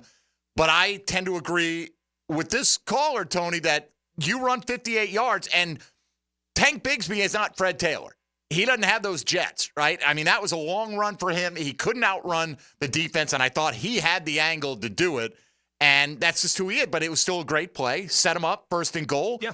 Guy sprints 60 yards down the field, and it's not just like you're sprinting 60 yards, being chased. Your adrenaline's flowing, all this stuff. Yeah, I do think that you saw it last night. Derrick Henry runs down inside the 5. They put in Justice Hill because Henry is tired. You take him out. He didn't get in on that play. Maybe you put him back in on the next play, but they never did it. I don't like the play. I just want – can we not just try to line up and do a straight handoff through the A-gap? This kind of reaching the ball in there makes me feel like they don't really know what they want to be doing on that play, and it gives the defense time to react. It does. First and goal, shotgun, you hand it off, you get it to the 2. I don't know why the next 3 plays you can't line it up, just hand it off and bang it. Get us the 2 yards. We're giving you 3 plays to get us 2 yards. Bigsby is averaging an absurd yards per carry on the day. I don't know why that's not in their power to do that right now in the offense. I can't. That's inexplicable to me. And look, I mostly agree with Doug, as you did, in the it's not the play call. It's like, well, in that moment, it might have been. Sure. And there are nobody's saying everyone else was perfect. Trevor's the only thing that was bad here. And that was such a critical moment in the game. If they do get in the end zone there, they win. Likely. Right? Yes. Like, that's the way that game felt. We get in the end zone here, they're going to win the game. They didn't find a way to get in the end zone. I didn't love that all 4 of those plays were from the shotgun. I know that's not new for the Jaguars offense. They've done that for a couple of years now. They get down there. That's what they want to run down there. It's obviously not effective because they're not a very effective team in that part of the field. All right, back to the calls we go. Regina in Mandarin. Thanks for hanging on, Regina. What's up? Good morning. Thanks for taking my call, you guys. I'm just sad. That's my reaction today. I'm just plain sad. All this has been brought up before, but I want to put it all together. Shad Khan did not do the team any good saying what he did. I think that's messing with Trevor's head. I think his injuries from last year are messing with his head. And I think he needs to start with a sports psychologist, an Olympic sports psychologist. The Olympians have 1 out of 4 years to get it right, and they're in the moment, and they do it. And I'll take your comments off the air. And all right. Thank you, Regina. I think most teams have that now. I don't know if the Jaguars do or don't. All right. But mostly in professional sports now, that's just part of what happens. There's somebody available for these guys to talk to. It really is funny, though, right? Like Shad Khan doesn't care. Then he shows you, damn it, here's the standard. I'm going to care. Shad Khan put too much pressure on him. You can't win unless you win. They got to win.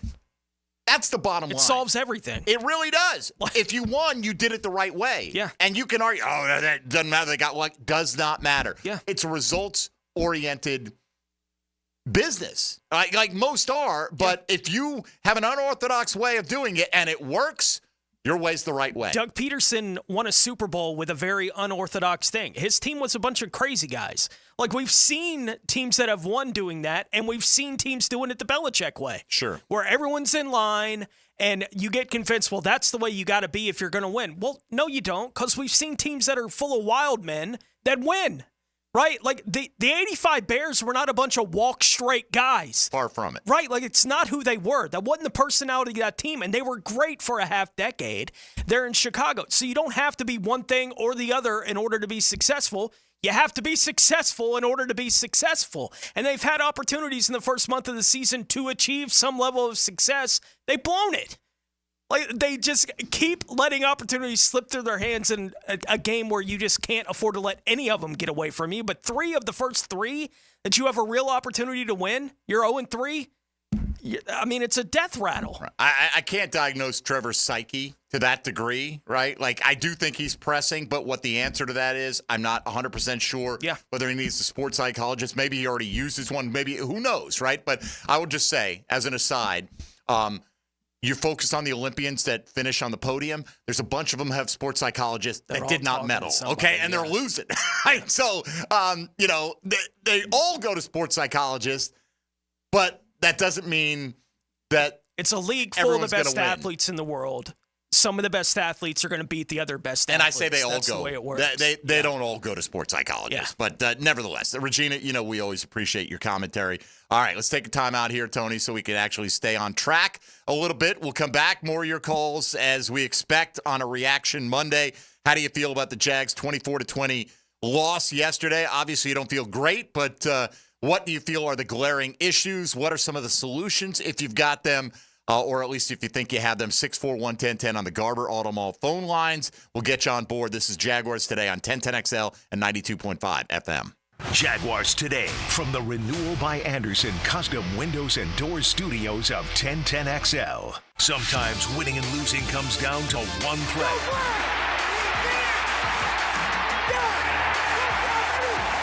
There's only one performance-painting, high-performance play of the game on 1010XL. This is Greg Huntington, a.k.a. The Mangler. I'm on the winning team at Waste Management. If your business needs sustainable environmental services for waste removal and recycling collection, then you can count on the industry leader of WM to deliver results.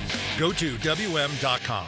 In its final year, we encourage you to help create great futures for young people when you run or walk at McKenzie's Run, Saturday, November 23rd. Join Boys and Girls Club of Northeast Florida for a 5K and 1-mile fun run through the beautiful stadium course at TPC Sawgrass. Enjoy food, live music, face painting, family fun, and more at our Runners Village. Register at McKenziesRun.org. McKenzie's 5K and Fun Run, November 23rd. McKenziesRun.org. Some people just know they could save hundreds on car insurance by checking Allstate first. Like, to check that your seats aren't in the visitor section first, before buying tickets. I'm so excited for this game. I can't believe you got us tickets. Me too. Wait, are we on the wrong side? Yeah, checking first is smart. So check Allstate first for a quote that could save you hundreds. This is going to be a long game. You're in good hands with Allstate. Savings vary. Subject to terms, conditions, and availability. Allstate Fire and Casualty Insurance Company and Affiliates, Northbrook, Illinois. Dream Finders Homes Monday. Jaguars Today. Fall in Florida. The leaves may not be coming down, but the prices are at Beard's Diamonds. It's the buy one, get one on wedding band sale. All stackables, all right-hand rings, all eternity bands, and more are buy one, get one free. That's at St. John's Town Center or beardsdiamonds.com. What defines a hero? Dedication, loyalty, courage. Every day at AAMCO, we serve heroes. For over 60 years, we've repaired and maintained the most critical public service vehicles. From complex transmissions to simple brake jobs with flexible financing and the extra safety precautions we need. The heroes we serve don't all wear uniforms. They're people like you. At AAMCO, we're proud to serve all of you. AAMCO. Money tight? We can finance almost anybody. Find the AAMCO Transmissions nearest you at AAMCOJacksonville.com. Firefighters, paramedics, police officers, they take care of us, and at AAMCO, we're proud to take care of them. For over 60 years, we've repaired and maintained the most critical public service vehicles. As an essential business, we work on every kind of car repair with flexible financing and extra safety precautions. Essential, reliable, trusted. That's the men and women who are there for us, and it's our honor to be there for them. AAMCO. Family owned and operated in Jacksonville, Orange Park, St. Augustine, and St. Mary's, Georgia. AAMCO Transmissions and Total Car Care. If you're looking for custom metalwork, look no further than Superior Fence and Rail. Whether it's custom railing, shade structures, or custom entry gates, their expert team controls the turnkey process. From CAD design and raw metal to powder-coated finish and expert installation. When you choose Superior Fence and Rail for your custom metal project, you get a project that's, well, superior. So get off the fence and call Superior Fence and Rail today. Go inside your home team's locker room with Jags beat reporter Hayes Carline. Check out my blog at 1010XL.com so you can catch all the news and nuggets you need to know. My blog is brought to you by Rowan Law, where quality and experience count. 1010XL is presented by Farah and Farah, exclusive injury law firm of the Jacksonville Jaguars. Protecting you and your family. Call 396-5555. Jacksonville. Jaguars Today on 1010XL. Got this one from G-Boss 904. Disappointed once again. I'm still mad about the quarterback draw. And I get it. When it doesn't work, you can be mad about anything. But would you have felt better like if they threw it on fourth down and it was incomplete? You know what I mean? Like, it just, I'm more mad that they can't get 4 yards. Yeah. Period. With 4 tries. And that was the result. And the result was they lost the football game. Yeah, that's how you lose. No doubt. 641-1010. A very spirited reaction Monday, as we expected to be. David Garrard's got the day off. He'll be back next week. By the way, Jeff Logman's going to be, cleaning up some of his property up in Georgia that got hit by Helene. He won't be in tomorrow. Nobody's ducking you. It's just it may feel that way this week. It just worked out that way. So Tommy Mack's going to fill in tomorrow for Jeff. In fact, I'm going to be off tomorrow. I'm on assignment tomorrow. But anyway. Are you ducking us? If you want to think that, that's fine. Honestly, it doesn't bother me. I'll be here Thursday, so one of you guys make sure you have a really good breakfast plan in place. Probably me. I'll have it. I'm thinking it'll be Tony. Yeah. But who knows? Pocket survives after drafting Rashee Rice this week. That would be a feather in his cap. Yeah. All right, let's get back out to it. Michael on the south side, 641-1010 on the Garber Auto Mall phone lines. Michael, go ahead. Oh, yeah, man. How y'all doing, man? I think y'all are talking real solid points, but we got to get to the root of the problem. Trent Baalke is the biggest con in the building. He's got our owner thinking that this is the best roster ever assembled. Man, these guys are a 32U team, specifically because they don't want to go out there and lay their life out there for their brother. There's just no grit. There's no grind. We need some guys getting angry, breaking stuff, and not march in line. I mean, it's just that simple. All right, thank you, Michael. I don't know if breaking stuff is going to make you play better, but, I know this always comes up when the Jags struggle. I need somebody to pound the podium at their press conference. I need somebody to throw something. I need somebody to break something. I mean, if that makes you feel better, it probably would in the moment. Would make some people feel better. Look, we just spent a few minutes talking about Trent Baalke is likely the one that convinced Shad Khan that this was the best roster. Now, to be fair, okay, as the moves were being made this offseason, I was on board with a lot of what Baalke did. Yeah, I just said in the last segment, I thought, it's probably the best team that Shad Khan's ever had. Right. Since he got here. And I think that's debatable, but in terms of the going guys they into the added, season, going into the season in 2017, I wasn't like, oh yeah, this is an AFC Championship contender. I never had that thought. for the 2017 Jacksonville Jaguars, not with Blake Bortles playing quarterback after what I saw him do in 2016. No chance that team was going to be successful in my mind, but they were, right? The defense came together. All those things came together. So going in, 2017 wound up being the most successful team that Shad Khan's been attached to, but it wasn't the most anticipated team that they had. That would have been 2018. I get that. And that blew up in their face. Sure. In 2018. They were a legit Super Bowl contender going into that one. I think they felt like that window was opening up for them now. And I have no issue with saying it's now. That's fine. I did feel that way about it, but 4 weeks in, I'm not deluded about what this team is. They are what they are. I feel like we've made this clear, but maybe, because we don't pound it. Once the owner makes the decision to keep the GM for that next year, I'm not going to sit here and go, fire Balky every day, because it's pointless, right? Even now, you could fire him right now, and it would make some people happy because they would know they're getting a different GM. Yep. But the GM does very little in terms of actually impacting the on-field product for that year during the season. 100%. Right? And in fact, you'd still have the same coaches or scouts and all the folks working under Balky, because you have to have an infrastructure in place to have a pro personnel department and a college scouting department. In fact, you see that every year. When guys get fired, they often get fired right after the draft. Right? Because you need that infrastructure in place. They've been doing work on these guys for a while. Now, maybe they're drafting the wrong guys, but we can also look back. If you look back at last year and said, man, Tank Bigsby was a bust of a pick, right? Well, now you look at him, you're like, good player. Year 2. Might be the best running back we have on this team, quite frankly. I mean, Etienne's got more breakaway speed, but Tank is pretty consistently hitting that thing up there pretty hard. And my point being that, if you look and say, all right, outside of Brian Thomas, what are we getting out of this draft class? Well, sometimes that happens with draft classes. It takes a year. Yeah. It takes 2 years even. Again, I would, if barring a miracle turnaround, I'd be for wiping the whole slate clean, making this very clear to you. But I just don't think now, hey, fire Trent Baalke will have any tangible impact on the product on the field for 2024. Beyond assuring people that Trent Baalke won't be here next year. Other than that, and that may be enough for you out there. I don't think that is why you make that move if you're the owner.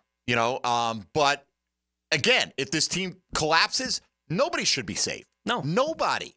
But I don't have that decision-making power. And I'm going to support the Jags regardless, right? I want them to win even when they do things counter to what I would have done in that circumstance. Don't take the guy I want in the first round. I'm not going to pout and go, dang it, I hope he fails. No, I hope you're right and I was wrong. Yeah.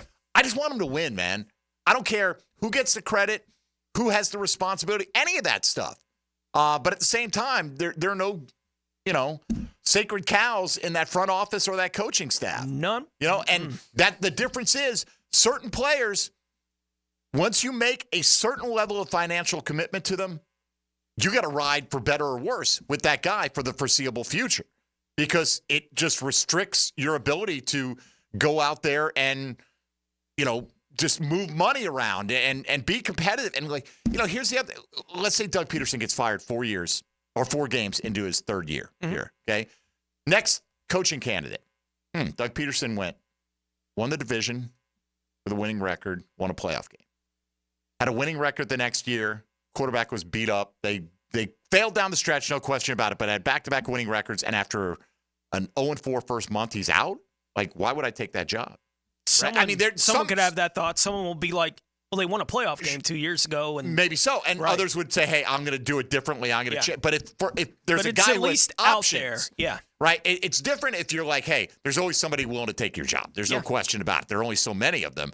But if I've got options between multiple teams, I don't know, and how is Trevor, it was when Doug Peterson's there, okay, yeah, Urban Meyer, terrible experience, all that, but we still have this gem in Trevor Lawrence that you can mold, right? This young gem. That's why we thought Doug came here. If Trevor continues to struggle this way for the next 13 games, how appealing is that opportunity? Don't know, right? That's why these next 13 games are still very important for the Jacksonville Jaguars, even if it doesn't mean a playoff berth in 2024. All right, let's take it around the league, and we'll get back to these calls here momentarily. Now, gems around the NFL. Brought to you by Beach's Jewelry and Pawn in Jax Beach. Indianapolis quarterback Anthony Richardson left their win over Pittsburgh yesterday with an apparent hip injury. He was unable to return. Colts running back,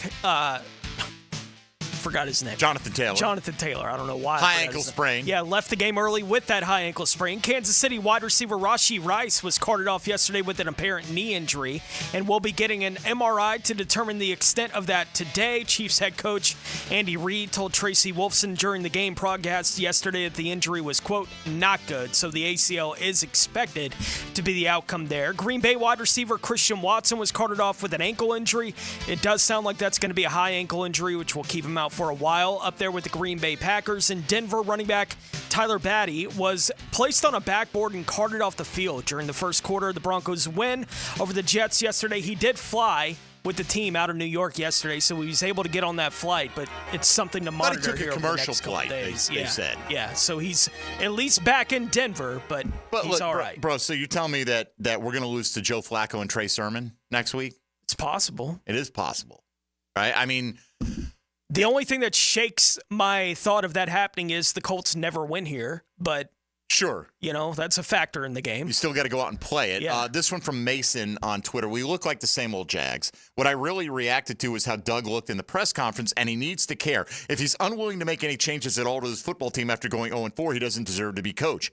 Okay, I may be wrong, but I interpret that as, from your point of view, if he's unwilling to fire Press Taylor. Because think about this. What changes are you making to your lineup right now? Okay, they have played different guys. They've started different guys at defensive tackle. Yeah. Right? And I'm guessing it's based on, I don't care what your name is. I don't care where you're drafted. These are the guys I think have to give us the best chance to win. Your ends are your ends. Right? I mean, you're committed to them when healthy. Right now, your top two linebackers are out. So you've got your next two guys already playing. You got two starters out in the secondary. You don't have an unlimited pool of depth. Last week, if they had switched it up with Cam Robinson, wouldn't have batted an eye. Okay. But I thought the offensive line played okay yesterday. I did too. Not perfect, but okay. I don't know who you're not benching Kirk. You're not benching Brian Thomas. Evan Ingram's not playing, so you're already down to your second and third tight ends. You're mixing in Tank Bigsby more. You're not benching the quarterback. I mean, I don't know how many moves, that will shake up an 0-4 team are available to this 0-4 team right now. Except the way that you call it. If you feel like there's an issue there, that's it. Like, that would be the only thing you could change, and I don't know. He's been pretty obstinate that that's not the issue. Right. Like, with the way yesterday's game played out, we talked about the goal-to-go situation, how differently I would have liked to have seen them handle it after they got that run on first down to the 2. All right, hand it off 3 times, get us 2 yards, guys. That's your job. Get us 2 yards. That's the way that I would have looked at it and kept my quarterback under center in those plays. If they fail to get it, it's the same thing. Then it's still, obviously you're just running the same play over and over and over again. Like, it's all judged on result. whether you succeed or fail. Did it work? Right. Like, in the end, that's what you're judged on. They didn't succeed doing it yesterday. I would have liked to have seen them try the thing that I would have liked to have seen them try. But that's in light of it didn't work. Right? Look, they threw it from the 2 on first down when they got the muff, right? It worked. It worked. They got an open guy. We could have said easily, hey, from the 2-yard line, run it 4 times in a row. Why don't you score? Well, they had a play. Brian Thomas got wide open. Trevor found him. Touchdown. We're all happy. Everything's good. And Do more of that. They got guys open. Trevor missed them. Right? Like, I don't put that on the play caller that Trevor had a bad throw. Again, nobody is absolving anything on this. Nobody's saying this guy's perfect. Everything's great. Never makes a mistake. No. But yesterday, when you're putting the hierarchy of blame out there, Press Taylor's not at the top of it. No. Not for yesterday, and not in my opinion anyway. All right, let's get John on the west side next up on Jaguars Today. Hello, John. Hey, what's going on? My question is, it seems like a lot of the other quarterbacks in the NFL, they just have so much more time in the pocket. So my question is, do you think there's more to be said about our offensive line or about Trevor's performance in the pocket? And I'll take my call off there. All right, I don't think the offensive line was the issue yesterday. I'm not saying it hasn't been an issue at times. Yeah, the offensive line needs to be better. I mean, it's not like we don't talk about the offensive line. No, yeah. But go back and watch how clean he was overthrowing Brian Thomas, who whips his man on a little feint to the inside, and the safety's late coming over, and he's got like 3 yards of separation front to back and side to side. He's wide open at the goal line, and Trevor's got as clean a pocket as you can ask for in the National Football League. So I think on a team that has, they're 0-4. So when you start trying to find positives with the team, there aren't going to be many. But I do think Brian Thomas Jr., as we've been talking about since week 1, when he got out there, he can be their one right now, and he already is, right? And it was nice to see them for the last couple weeks use him more in that kind of role where we know this guy is our playmaker at wide receiver. We know, right? It's nice to see Christian Kirk isn't completely gone like he was the first couple weeks of the year. But that those guys here in the last 2 weeks have now risen to the top of this. It's now 18 targets in the last 2 games for Brian Thomas Jr. It's now 22 targets in the last 2 games for Christian Kirk. And when Evan Ingram not out there, they have to do things like that with these guys. But it certainly looks like no attempt to throw the ball to Brian Thomas Jr. is a wasted rep. Give him a chance to go make plays, and he's going to make them more often than he doesn't. And he had the opportunity on that deep ball. He didn't do anything wrong. He got himself open and would have scored his second touchdown on the day. Right? Like, this guy is a playmaker for him on a team with very few silver linings. At this point at 0-4, Brian Thomas Jr. is a glaring silver lining for the football team. And oh, by the way, I want him to keep calling those kind of plays because 100%. I do think that Trevor Lawrence will eventually start hitting them again. But he clearly didn't yesterday. And in a 4-point game, you see the result. All right, 641-1010. If you want to jump in, certainly welcome your calls, your comments, your questions, your gripes, whatever the case may be. Just keep it relatively clean. As always, please, Mike Dempsey, Tony Smith, Dylan Denmark. This is Jaguars Today on 1010XL 92.5 FM. Hey, folks, Mike Dempsey here for Dandy Foods. Fill up your belly and ease your mind a little bit. There's still companies that deliver the goods as promised every single day. The Thompson family started the Dandy Company nearly 70 years ago right here in Jacksonville, Florida, and they've been thriving ever since because they deliver their customers a fantastic product at a reasonable price made with the highest quality ingredients, everything fresh, everything delicious, fantastic variety. That's what Dandy offers you. Yes, it's sandwiches and subs, but it's also fruit cups and veggie trays and salads and a full line of breakfast items and protein packs. You want a little something to pick me up or you want a full-blown meal, Dandy's got you covered from stem to stern. Anywhere you go in Duval, and Duval's all spread out, swing into a gate station, head to the fresh case, and look for the Dandy and Anytime Deli labels. Know you're supporting a local company, and they're supporting your belly with some delicious food as well. When you're hungry in Duval, do what I do. Go out and make yours a Dandy, and do it today. Jaguars Today for the Renewal by Anderson Custom Windows and Doors Studios. Firehouse Subs is turning 30. Celebrate with them on Tuesday, October 8th from 5 to 6 p.m. at the Mandarin location. Meet Jackson DeVille, your favorite Jags players, and the cheerleaders. Join the fun at Firehouse Subs, 9825 San Jose Boulevard in Mandarin. Hacker here, and the celebration is getting closer than I expected. On my countdown to 100 pounds. I thought it would take me a lot longer, but I'm already at 98 pounds gone. 4.5 pounds down last week alone. Next week should be epic as I do what I never thought could be done just 6 months ago. Me losing 100 pounds. What's your Awaken 180 goal? Is it hitting a number? Is it losing weight without a life of medications? Or is it just feeling better? Whatever your goal is, bring it to Awaken 180 and ask them how fast you will reach it. But Hacker, I've tried other programs and diets before. Why will Awaken 180 work? It's simple, because if I can do it, anyone can do it. Remember, when I hit that 100-pound mark, we're going to celebrate. I'll keep you updated again next week, but I have a hunch I'll be crossing that 100-pound threshold. In the meantime, pick up the phone and make your own 180. Call 844-346-1800 or online at awaken180weightloss.com.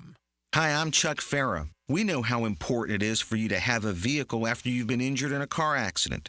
So when we represent you for your personal injury claim, we'll help you get a rental car from the insurance company while your car is being repaired. And we'll provide this service at no additional fee. If you're hurt and you've got no car, let my team go to work for you. Farah and Farah, protecting you and your family. Call us at 396-5555 or go to farahandfarah.com. Jacksonville. It's a Dreamfinders Homes Monday. Official home builder of the Jacksonville Jaguars. Hi, this is Dave Barker. Multi-unit hair grafting is now available at IHRS and can give you 3 times more hair in one procedure over a traditional hair transplant. Multi-unit hair grafting gave me more hair in one procedure and within my budget. You can grow your hair back with this exclusive new procedure. Call for a free evaluation. Call IHRS 904-777-IHRS 777-IHRS 777-4477. Homeowners, listen up. The Fed has taken action, lowering rates for the first time in years, and Loan Pronto has followed suit by lowering mortgage rates big time. Prosser here. Loan Pronto just locked in a homeowner at 4.59% APR, the lowest in 2 years. Whether you got your loan last month or last year, it's time to call Loan Pronto and dump that high-rate loan. You can lock in a lower rate fast with virtually no paperwork and usually no appraisal. There's no limit on how many times you can refi, so get started. Even if you're in process with another lender, give Loan Pronto a call. If you act now, you can even skip your next 2 house payments. Purchase loans available as well, so call now. Get your rate quote in minutes with no hard credit pull and no upfront fees like those other guys. Call 904-999-1508 or go to loanpronto.com. That's 904-999-1508 or loanpronto.com. Equal housing lender, NMLS 1661781 on approved credit, MLSconsumeraccess.org. Stuck on what to do with a plumbing issue? Just call the Duck. Duck Rooter are experts at plumbing and are a 5-star Google-rated company. You name it, they do it. Water heater replacements to sewer drain cleaning, leaks to repipes. Fully licensed and insured with highly trained technicians. Trust the Duck to fix it right. Duck Rooter Plumbing and Septic Services. When you're stuck, call the Duck. 904-862-6769. Give us your hot take. Pop quiz, hot shot. On the 1010XL text line, designed by Lifetime Enclosures. You know what I'm saying? Well, I'm awake and I speak English, so yeah, I do know what you're saying. Be part of the conversation. 641-1010. Instant Keys. You don't have to go to the dealer. Instant Keys comes to you.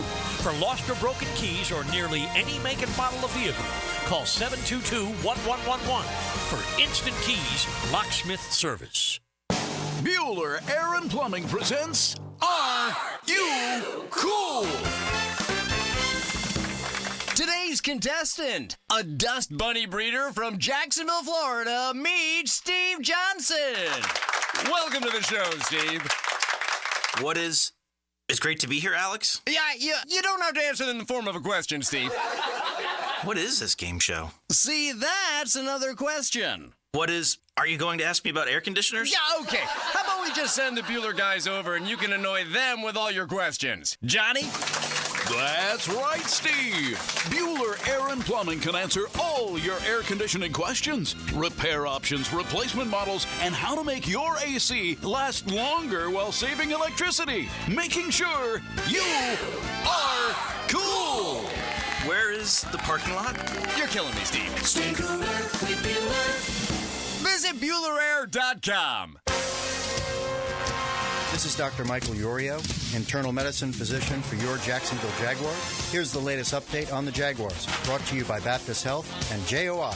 Jaguars quarterback Trevor Lawrence on the evaluation of his performance on Sunday against the Texans. I'm pretty frustrated. A lot of missed opportunities.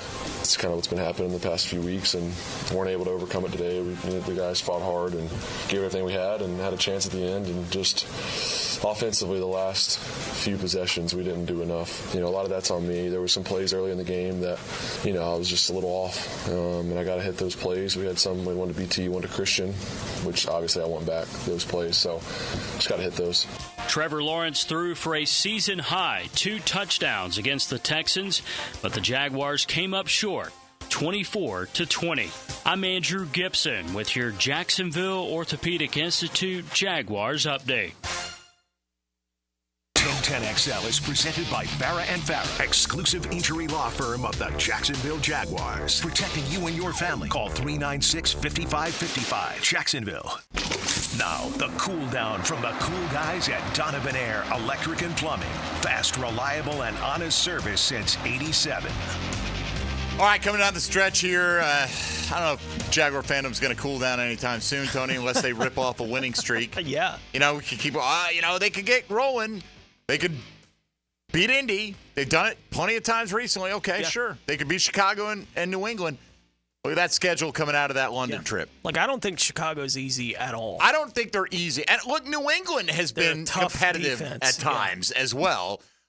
So I'm with you. I'm not saying any of these, but relative to, relative to what's coming after that, yeah. And relative to what's come before, like Miami, you think was playoff contender when Tua's healthy. Things have changed. Buffalo's certainly a playoff contender when they play him. Houston's a playoff contender. For the most part, I don't think. And look, a lot of season left to go. Yeah. But I don't look at Chicago that way. Don't look at New England that way. I think Chicago could be. They might be. Yeah. But I think it's an uphill climb when Minnesota's off to the start they're off to. Green Bay's as good as they are. Detroit's in the division. You're the fourth best team in that division. Yeah. So, anyway, let's get a couple of last lingering callers on, and we'll give some final thoughts and wrap this bad boy up, and maybe Helmets and Heels can solve it all for you. Carter in Greenville, South Carolina. Go ahead, Carter. Hey, guys. I'm not a believer in, firing the coaching staff 4 games into a 17-game season. But, call me crazy, but as a fan, I'm still hoping we can somehow play meaningful football games in November and December and be in the conversation for some sort of playoff race. But do you guys really think that's what's best for our team moving forward if it means we have the whole staff, the whole GM and everything coming back? Just curious your thoughts on what's the best case scenario for this season. Well, look, the best case scenario is they win their next 13 games. Yeah, that's the best case scenario. Never lose again. Right. I mean, it's very – if you say that they make a turnaround, but that means we're going to have to keep the guys. So it means you kept the guys that help lead them to a turnaround, right? So, I mean, I'm always going to root for the best case scenario until they're mathematically eliminated from playoff contention. Then I want the highest draft pick possible. Yeah. That's how I am. So, I mean, there's too many permutations of how they can go. They can win X amount of games, but in what style did they win them? Right? That is a question being asked with the assumption they're not going to do it. So do you guys, if that's the inevitable outcome, why don't we just do it now? That's that question. And we've discussed that throughout the show already this morning. If you feel that way about it, if you think that the pieces that are in the building on the coaching staff right now are getting in the way of Trevor Lawrence achieving his highest level, then okay. If Even you feel like you want to that, move on from that, that's fine. I can understand it. I don't think there's anything wrong with a fan thinking the season's lost. I don't want to be stuck in the middle, right? You don't want to be that team that's just good enough to keep the coaching staff, but that coaching staff's not good enough to get us over the hump. Absolutely. So I get that. But if you're asking me right now, what's the best case scenario? Win out. Yeah. And go 13-4, or win 10 of your last 13 and go to the playoffs as a 10-win team. That is if that means bringing everybody back next year, give me the playoffs. Damn it, yes. Because that would mean, your quarterback has probably turned around the trajectory that he's on, right? Your team has figured out ways to win. The talent isn't as bad as it's looking for the first 4 weeks of the season. It would answer all your questions about the team. If they got on that kind of run, it would answer all the questions we're asking right now about the team and how can they improve and what needed to get better. Well, we know because we have the answers in all those games they won. Look, I'm skeptical if they're going to win this week against a team they dominated. 100%. And that doesn't mean I won't be rooting for them to do exactly that. Yeah. Let's get Scott on the west side here next up. Hello, Scott. Hey, guys. One thing that I have noticed, especially on defense, is that we just come so close to getting a sack, and then it's like it doesn't matter who's back there at quarterback. We get them corralled up, we get guys around them, we get hands on them, and then just by some miracle, and like I said, it doesn't matter who the quarterback is, they end up scrambling out of the pocket, extending the play, and then boom, first down on 3rd and 27. And that's another thing. It doesn't matter how long the opposing offense has to go for a first down. Even if it's 3rd and 30, I still got this voice in the back of my head that says they're going to get it. We're not going to stop them. And when you play football like that, you can't corral the quarterback for a sack. You can't get them off the field on 3rd and 25. The game's over. I'm done. All right, appreciate it, man. Look, 3rd and 18 was absolutely disgusting yesterday. It was. That you can dump a ball in the flat, what do you think you're going to do on 3rd and 18? What is one of the most common plays? Run a little screen to the running back, a little flare coming out of the back, or whatever you want to call it. Screen, little flare out. And that wasn't the called play. They were trying to take a deep shot. He checked it down. There's no Jaguar over there. Guys are like their tackling technique when they finally started getting to within the area of the line to gain was absolutely absurd. It was bad. But I will say this: looking at it, forced a punt after that. Here's the results of the Texans in the second half: punt, touchdown. So they scored on 1 of 6 drives in the second half. Yep. When you say that we can't stop them, they did give up that first down, and then they forced a punt. I mean, the defense forced 5 straight punts coming out of the half. This game is not on them. Did they have some failures? Every defense is going to have some failures. Absolutely. Every team is going to have some failures. When you overcome them and win, I would so much rather be having people call up today. Oh, come on, man. Yeah, we won, but. All right, fine. But we won. I don't care. I just need the wins now. I mean, that's what I'm rooting for. It doesn't have to be perfect. Trevor Lawrence is not throwing for 5,000 yards and 40 touchdowns this year under any circumstances. So let's just get a W. I don't care. Let's get a 3-0 W. You know what? See what Bo Nix did yesterday? Became the first quarterback to throw 25 times in a game, win the game with 60 passing yards. 6-0. He threw for 60 yards on 25 attempts, but they won. It's a nasty day up there. You think they're celebrating today? You're damn right they're celebrating today. They've won 2 in a row. Right. Horrible. I mean, what not good football being played, but they won. They feel great about themselves right now. Let's fire up that 10-10 take, Dylan. 10-10. 10-10 take. Now, Mike Dempsey's 10-10 take. Brought to you by Double Checked. Cybersecurity made simple. I wish there were just one button you could push. Here are the answers. Push this. Everything's fixed. And we know it. And I get it. A lot of people think, it's got to be Doug. It's got to be Press. It's got to be the quarterback. It's got to be. It's a combination of all these things right now. And I don't know the one thing. I don't. If I thought that firing Doug Peterson today would turn everything around, then I would be calling for the head of Doug Peterson today. Mm-hmm. I don't think that's necessarily going to happen. Now, I'm not saying that a failure of a season where you had this much anticipated success shouldn't cause you to lose your job, especially because I feel like Doug's at the point now, Tony, where he's in the post-game press conference and he's like, I'm out of answers. I got nothing for you. We're coaching him. We're putting him in position. And I do understand to some degree, is he throwing guys under the bus? Well, you tell me, was Brian Thomas Jr. running wide open? Was that a bad play concept? Was Christian Kirk running wide open? Was that a bad play concept? Those plays were fine. Make the plays that are there. And again, it's not all on the players. I'm not saying the play calling has been pristine or perfect or any of that, but I don't think that was the overriding issue in yesterday's game. And I do think we're at the point with how everyone's feeling about Trent and Doug and what their future is with the franchise beyond 2024, that the coach I don't think he was wrong necessarily in saying the play calling was fine, we got to make better play. I don't think he's wrong in saying those kind of things, but that is going to ring so hollow, right? For everyone, it's like, well, you should be gone anyway. What do I care what you think? And I think that's the way the fan base, we're watching them react to it that way. Today, it's not like we haven't gotten to that point plenty of times with Jaguars coaches over the last decade where it's like, who cares what you have to say, right? We know you're gone. Doug Marrone, I don't care what he had to say the last month and a half of that season. What? I'm not listening, right? And it does feel like everyone's kind of getting to that point with Doug. And it's not that he's unwilling to say. He even said it after that comment. He was like, you want to put it on me, put it on me. I can handle it. It's like, well, you kind of didn't at the beginning of this, but I know what you're saying, right? With the general comment, we had opportunities to make plays. We didn't make them. Guys that are on the field have to make the plays. He's right, but no one cares. Right? We're at a point in the process now where it's like, it's not like we don't all know that. We've heard this. We're tired of hearing the same thing over and over again. Nothing's getting fixed. So talking about the things that need to be fixed, we appreciate it. We all have eyes. This is not difficult. So there's no real insight to that kind of thing. But that's where we're at. I don't know who could offer insight right now that everyone would go, oh, there it is. That's what the issue is. We all know what the issues are. They're just not getting fixed right now. I know who could do it. Taylor Dahl. Come on, Dylan. Now, the 2-minute drill, brought to you by Injury Care Centers, the exclusive provider of BioTarget regenerative therapy for pain. Visit GoBioTarget.com for a location near you.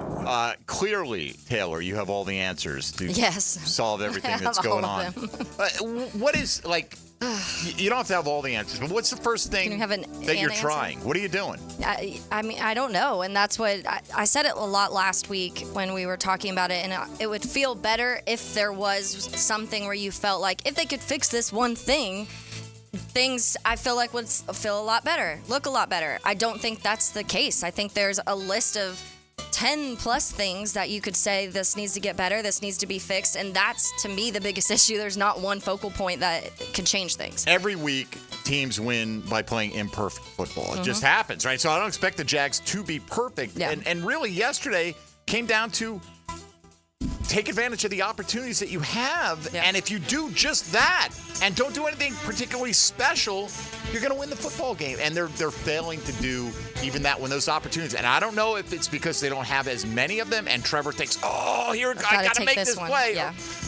But, I mean, you can't. He had a bad day yesterday. There's no way around it. Yeah, and it does feel like that sometimes. It feels like he feels like he has to be perfect and make all of these crazy hero plays. And like you said, yesterday was a day where you didn't have to do that. You just had to not make mistakes, kind of just ride with it, take the easy plays sometimes. And it felt like even those easy ones weren't working. Those would have been hero plays, right? Like if you stand in the pocket and you hit a guy for a 45-yard touchdown, that's a hero play, right? No matter how clean the pocket is, that's a great play.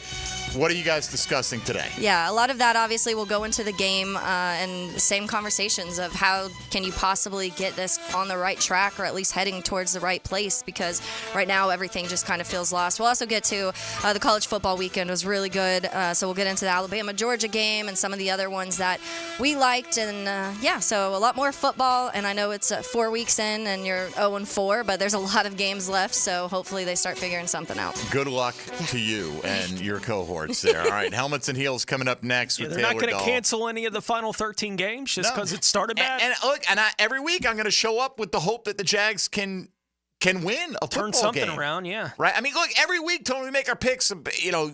Teams are, big underdogs against the spread. They're winning around the National Football League. This was not a game that you were outclassed. This was a game that was there for you to win. 100%. Even beat up as you were defensively, it was there for you to win. That defense, I give them more kudos than anything for yesterday. Again, 5 straight punts to start the second half gave you every opportunity to put this game away on offense. Whatever the issues were defensively in the first half that were allowing all those easy plays for Houston, they did something about until the last drive of the game. Then it caught back up with them. It was kind of what happened early, happened late in that football game yesterday. But first quarter and a half, they were great. If you take advantage between halftime and that point, it doesn't matter. If they get a yard, right? If they get a yard, it's all different, but they didn't. All right. That's going to do it for today. I am mercifully on assignment tomorrow. Tony will have Tom McManus in here, so double dipping with Tommy Mack this week. That'll do it for us today. Thanks to all of you out there who still have a passion for Jaguar football. They have tried to excise that out of your psyche, but not yet, I tell you. So for Tony Smith and Dylan Denmark, I'm Mike Dempsey. Do tune in to Helmets and Heels. Keep it right here. And Jaguars Today will return tomorrow from 10 to noon on 1010XL 92.5 FM. Jaguars Today. For the renewal by Anderson.